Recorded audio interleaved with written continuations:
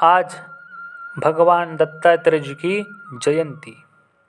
तो आज हम भगवान दत्तात्रेय जी के जन्म की कथा को श्रवण करेंगे।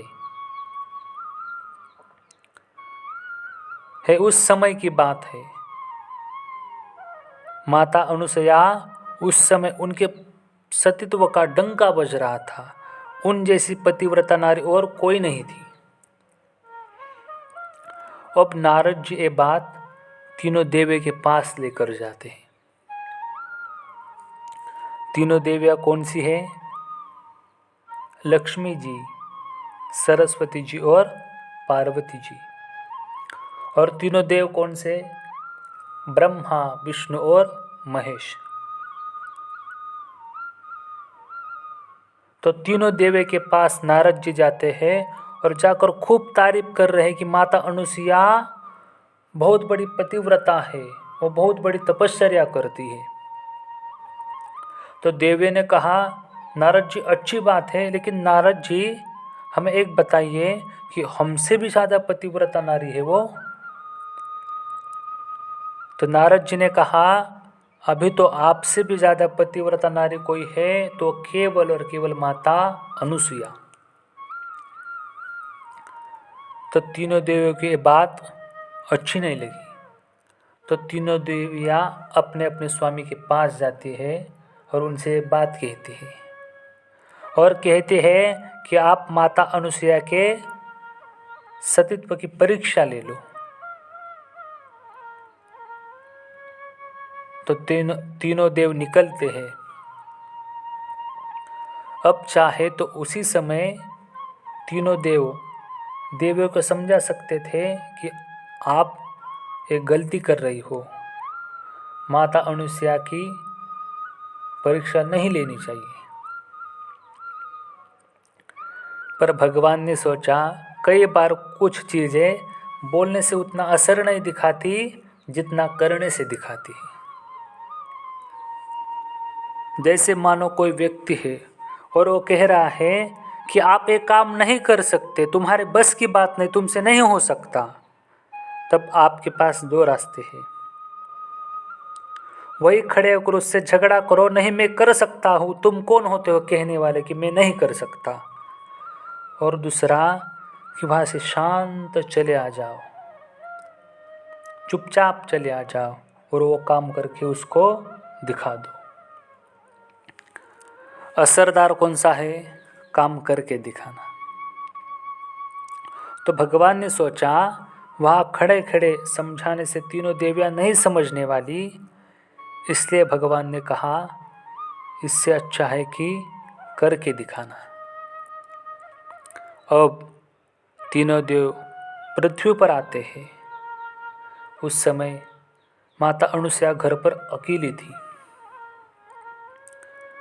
तो तीनों देवी ने साधु का वेश बनाया और उनके घर के द्वार पर जाकर आवाज लगाते हैं, ओम भवति भिक्षाम देहि, ओम भवति भिक्षाम देहि, ओम भवति भिक्षाम देहि। अब माता अनुसुईया फल इत्यादि लेकर आती है और भिक्षा देने लगती है। तब भगवान ने कहा, हमें फल नहीं चाहिए। तो माता ने कहा, तो चलो भोजन कर लीजिए। तब भगवान ने कहा, हाँ हम भोजन जरूर करेंगे, लेकिन हाँ हमें वचन चाहिए। हम भोजन एक ही शर्त पर करेंगे, जब आप वचन देती हो कि हम जैसे कहेंगे वैसे आप हमें भोजन कराओगी।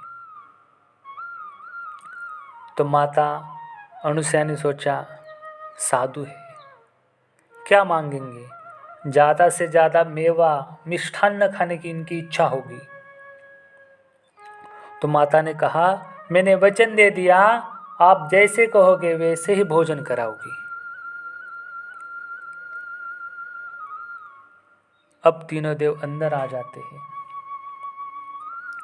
अब माता अनुसुईया तीनों देवों को आसन पर बिठाती है और बड़े प्यार से पूछती है, बताइए आपको कैसे भोजन करना है, आपके लिए क्या बनाऊं। तो भगवान ने कहा, आप हमें उसी अवस्था में भोजन कराओगी जिस अवस्था में आप अपनी माता के गर्भ से निकली थी, यानी नग्न अवस्था में। अब यह बात सुनकर माता की आंखों में क्रोध भर आ गया। माता ने कहा, आपको अच्छे से पता है कि मैं एक पतिव्रता नारी हूँ, आप ये बात कहते हुए आपको डर नहीं लगा? बात छोड़िए, आपको मेरे श्राप से डर नहीं लगता? भगवान ने कहा, अपने वचन दे दिया है, पूरा करना नहीं करना आप पर निर्भर करता है। अगर पूरा कर दिया तो श्राप देना कि दया करना वो आपके ऊपर ही निर्भर है। तब माता ने सोचा, ये साधारण साधु तो नहीं लगते, एक पतिव्रता नारी के शाप से नहीं डरते, इसका मतलब ये किसी कारण यहाँ आए हैं, ये बहुत बड़े संत है या साक्षात भगवान भी हो सकते हैं। तो माता ने कहा, बैठिए, मैं तैयारी करती हूँ। अब माता अंदर जाती है और जल लेकर आती है और मन ही मन भगवान विष्णु का ध्यान करती है और कहती है, अगर मैंने सच्चे मन से पतिव्रता धर्म का पालन किया है तो जल छिड़कते ये तीनों साधु छोटे छोटे बालक बन जाएंगे। अब माता हाथ में जल लेती है और उन तीन साधु के ऊपर छिड़कती है और जैसे जल छिड़कती है तो तीनों साधु बालक बन जाते हैं। अब बालकों का भोजन क्या होता है? जो छोटे छोटे बालक होते हैं, अभी भी जन्मे, उनका भोजन क्या होता है? दूध। अब जैसा भगवान ने कहा था उसी अवस्था में माता ने तीनों को स्तनपान करा दिया। अब तीनों देव उसके घर पे बच्चे बनकर बहुत बड़े आनंद से खेल रहे। माता अनुसुईया उनको बहुत प्यार कर रही है। अब इसमें बहुत समय बीत जाता है। अब तीनों देवियाँ चिंतित हो जाती कि बहुत समय हो गया, हमारे स्वामी अभी तक वापस नहीं आए। तो स्वयं तीनों देवियाँ माता अनुसुईया के पास आती है और माता अनुसुईया को सारा वृत्तांत बताते हैं कि हमने परीक्षा लेने के लिए हमारे स्वामी को आपके पास भेजा था। और फिर देवियाँ आग्रह करती है कि उन्हें अपने पति को सौंप दे,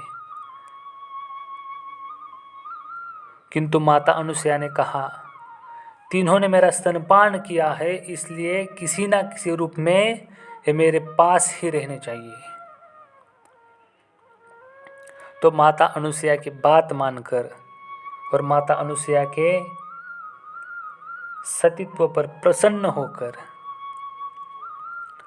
त्रिदेव ने उनके गर्भ में दत्तात्रेय, दुर्वासा और चंद्रमा रूपी अपने अवतार स्थापन कर दिए, जिनमें से दत्तात्रेय भगवान का जन्म आज हुआ। आज दत्तात्रेय जयंती है। सभी जगह बहुत आनंद से, बहुत बड़े धूमधाम से दत्तात्रेय जी की जयंती सब लोग मनाते हैं।